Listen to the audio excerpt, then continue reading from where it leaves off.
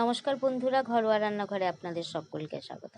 আজকে আমার থাম্বনেল দেখে নিশ্চয়ই বুঝতে পারছেন, জামাই ষষ্ঠীর উপলক্ষে আমার আজকে ভিডিওটি।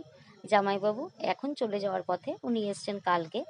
জামাই ষষ্ঠীতে আমরা বাড়িতে গিয়ে নিমন্ত্রণ করে এসেছিলাম। এখন তো দুজন মিলে আসতে পারে না, জামাই একা না হলে মেয়ে একা, এইভাবেই এখন আসা যাওয়া। কারণ বাড়ির এখন নানান রকমের সংসার সংসার পেলে বয়স্ক মানুষেরা কিন্তু দুজনে একসঙ্গে আসতে পারে না। তাই জন্য জামাইবাবু একাই এসছে। সন্ধ্যাবেলায় জামাইবাবু এসছে, সন্ধ্যাবেলায় জামাইবাবুর জন্য আমি ধোকলা বানিয়েছি। দাঁত নেই তো, আর চিবাতে কষ্ট হয়, এই জন্য এরকম নরম খাবার কিন্তু খুব পছন্দ করেন। আর ধোকলাটা উনি খেতে খুব ভালোবাসে আমার হাতে, এই জন্য আমি ওনার জন্য ধোকলা করে রেখেছি।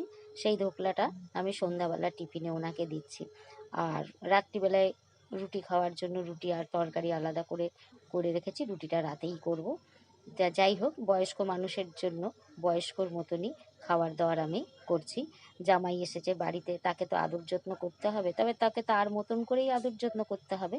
তার পক্ষে যতটা সম্ভব, একেতে দাঁত নেই, তার মধ্যে আবার বয়স হয়ে গেছে, হজম শক্তিও কম, তাই তাকে তার মতন করেই আমি জামাই আদর করছি। ওনার আমার শাশুড়ি থাকলে জামাইকে হয়তো অন্যরকমভাবে আদর যত্ন করতো। আমি শালার বউ, আমি আমার মতন করে তাকে আদর যত্ন করছি। সকালবেলায় যদি বেশি ভারী টিফিন দেই, লুচি তরকারি দিই, তাহলে দুপুরবেলায় খেতে বসে উনি বলবে না আমি আর খেতে পারছি না।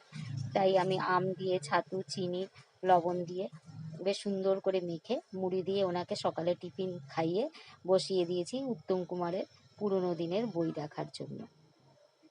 জামাই পুরনো হোক আর নতুন হোক, জামাই ষষ্ঠীর দিনে সবাই ইচ্ছা করে যে একটু শ্বশুর বাড়িতে যাব। সেই জন্য আমরা ওনাকে ডেকে এনেছি। বয়স হয়ে গেছে, তাতে কি হয়েছে, শ্বশুর বাড়ি তো আছে, শাশুড়ি না থাক শ্বশুর না থাক শালা আছে, শালাবাবুর বউ আছেন, সুতরাং জামাই ষষ্ঠী কেন উনি করবেন না। তাই যে বছরে সম্ভব সেই বছরেই উনি আসেন আমার কাছে, জামাই ষষ্ঠীর আগের দিন বা পরের দিন, যেরকম ওনার সুবিধা হয়। তাই আমিও সেইভাবেই তাকে যত্ন করি। এখন বয়স হয়ে গেছে, মাংস হজম হয় না, খেতে পারে না, দাঁত নেই, এই কারণে বেশিরভাগ আমি ওনাকে সেইভাবেই সহজপাচ্য আর যেটা ওনার পক্ষে খাওয়ার সুবিধা সেরকম জিনিসই আমি আইটেমে ওনার জন্য রান্না করে দিই। সকালবেলায় শালাবাবুর সঙ্গে বাজারে গিয়ে উনি এইরকম বাজার করে এনেছেন, জ্যান্ত মাছের ঝোল খাবেন, সব পাতলা পাতলা খাবেন। প্রচণ্ড গরম, এত গরমে বয়স্ক মানুষের হজম শক্তি আরও বেশি দুর্বল হয়ে পড়ে। এই জন্য আমি একদম সহজ রেসিপি ওনার জন্য বানিয়েছি। টক দই আছে, আম আছে, পাঁপড় আছে, লাল শাক ভাজা, ডাঁটা কাঁঠালের বিচি দিয়ে মুগ ডাল, আলু পটলের তরকারি, আর দিয়েছি মাছের ঝোল। তবে মাছের মাথাটা দেখে তো জামাইবাবুর মুখটা একদম চুন হয়ে গেছে। ভাবছে এই মাছের মাথাটা কি করে খাবো আমি। কি মাছের মাথাটা খেতে পারবেন তো? খেতে হবে। হুম, না পারলে তো পাশে শালাবাবুকে নিয়েই বসেছেন, চিন্তা আর কি, দরকার হয় উনি ঠিক করে দেবে। হ্যাঁ, তা যাই হোক, খাওয়াটা তাহলে শুরু করুন। জামাই আদরে খাওয়ার গুছিয়েছি।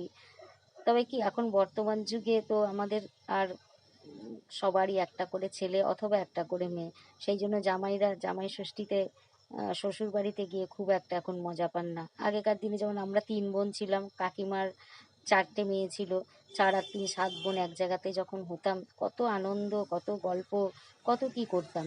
আর তারপরে মার সঙ্গে সঙ্গে কাজ করছি একদিকে, বোনেরা এক এক করে আসছে, গল্প করছি, পাড়ার মেয়েরা সব এসছে, এক একজনের সঙ্গে দেখা করছি, বিকেলবেলায় সবাই এক এক করে আসছে, কারুর বাড়িতে যাচ্ছি, কত সুন্দর সময় কাটাতাম।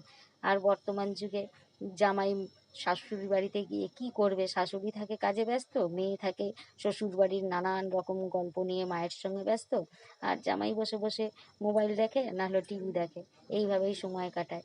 খুব বোরিং। বুঝি এখনকার দিনের ছেলেদের জামাই ষষ্ঠী করতে যাওয়া মানে প্রচুর শাস্তি। কি করবে, সারাটা দিন তাদের এইভাবেই শুয়ে বসেই কাটাতে হয়, কারণ মেয়েকেও তো কাছে পাবে না। যাই হোক, আর শালাবাবু তো যাবে, শালাবাবুর যদি থেকেও থাকে সেও যাবে জামাই ষষ্ঠী করতে। তবে আগেকার দিনের জামাই ষষ্ঠীতে কিন্তু খুব মজা হতো। এখনকার দিনের মতন এরকম একা একা শ্বশুর বাড়িতে গিয়ে পড়ে থাকতে হতো না। আমি যাই হোক আলু পটলের রেসিপি আপনাদের সঙ্গে শেয়ার করছি। লঙ্কার গুঁড়ো, জিরের গুঁড়ো,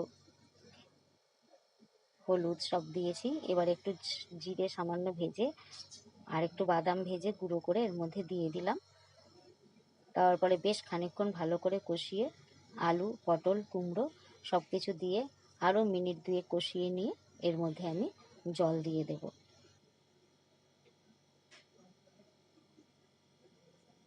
গরমের দিনে বেশি মশলাপাতি না খাওয়াই ভালো, তবে জামাই যত পুরনো হয় তত কিন্তু অন্তরঙ্গ বাড়ে, আর তখন সেই জামাইকে কিন্তু আদর আপ্যায়ন করতে আরও বেশি সুবিধা হয়।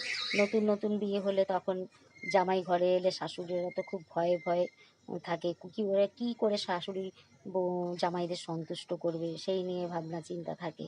নতুন নতুন বাসন নামাও, নতুন নতুন আইটেম তৈরি করো, আর এই গরমের মধ্যে রান্নাঘরে প্রচণ্ড কষ্ট হয়। আর পুরনো হয়ে গেলে জামাই যখন নিজের মতন হয়ে যায় তখন কিন্তু তাকে আদর করতে খুবই সহজ হয়, আর নিজের ঘরের মতন নিজের লোকই হয়ে যায়। সেই কারণে সেই জামাই এলে কিন্তু শাশুড়িদের অত বেশি কষ্ট হয় না। যাই হোক, আমার শাশুড়ি নেই, তার পরিবর্তে আমাকেই জামাই আদরটা করতে হয়।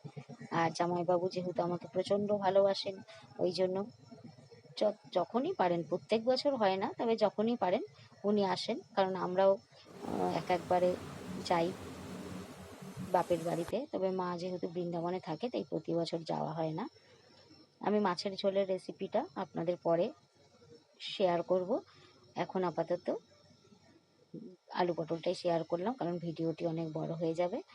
তা যাই হোক, 3:30 4টে বাজতে পারেনি, জামাইবাবু কিন্তু বাড়ি যাওয়ার জন্য রেডি হয়েছেন। যাই হোক, 2টো দিন খুব ভালোই কাটলো, খুব আনন্দে কাটলো। জামাই এখন চলে যাচ্ছে, ওনার সুস্থতা ভগবানের কাছে প্রার্থনা করি। ভালো লাগলে অবশ্যই কিন্তু শেয়ার করবেন। Thank you.